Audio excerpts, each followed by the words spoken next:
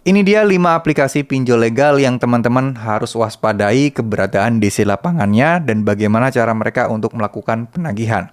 Oke, yang pertama di sini saya akan bahas adalah Tunaiku. Tunaiku merupakan pinjol yang bisa dibilang grup besarnya adalah Bank Amar atau Amar Bank ya, di mana DC-nya cukup lengkap, di hampir menyeluruh di seluruh kota di Indonesia. Tapi ya memang jumlahnya nggak banyak di masing-masing kota itu nggak sama. Tapi DC-nya cukup lumayan banyak dan mungkin cukup ngeselin juga kali ya proses penagihannya. Ya, nggak semua sih. Ada beberapa juga yang ngeselin, ada beberapa yang enggak gitu. Terus kemudian selanjutnya di sini ada yang namanya kredit pintar.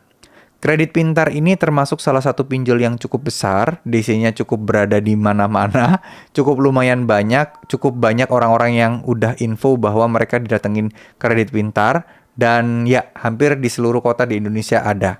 Cuman sekali lagi, ini bukan sesuatu yang harusnya teman-teman takutkan, tapi teman-teman harus waspadai kalau teman-teman galbe di kredit pintar, ya artinya teman-teman harus mempersiapkan mental ketika DC datang. Ya tujuannya apa sih? Biar kalian ngerti kalau mereka kayak gini, kalian harus jawab apa.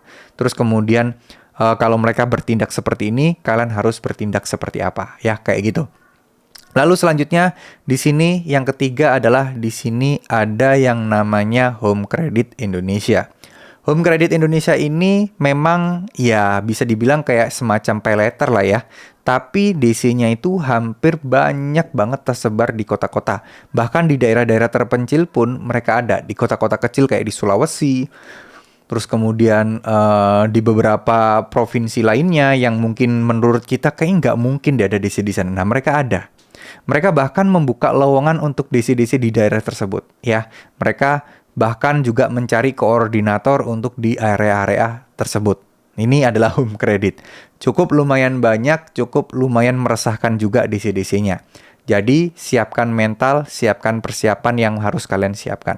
Nah, selanjutnya ada Aku Laku. Nah, Aku Laku ini cukup lumayan banyak juga karena memang dia termasuk salah satu paylater atau pinjol yang besar juga.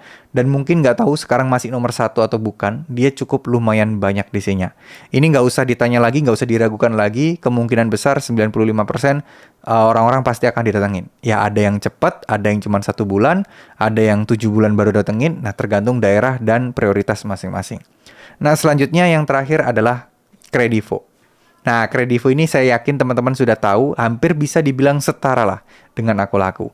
Cuman, dari pengalaman teman-teman yang ada, Kredivo itu cenderung lebih cepat untuk mendatangi nasabah galbainya, teman-teman. Ya, cenderung lebih cepat dibandingkan nasabah-nasabah yang lain.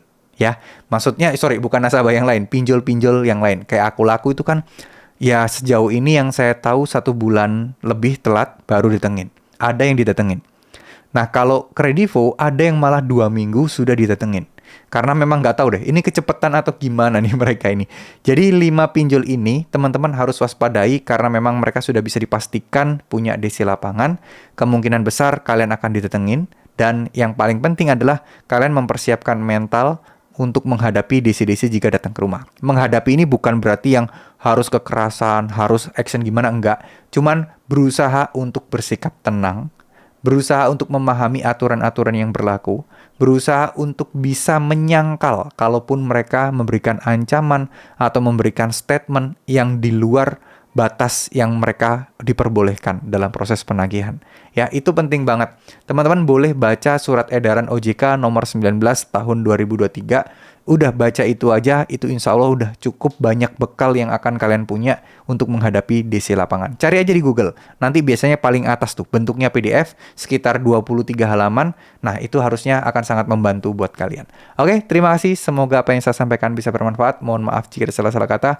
Wassalamualaikum warahmatullahi wabarakatuh.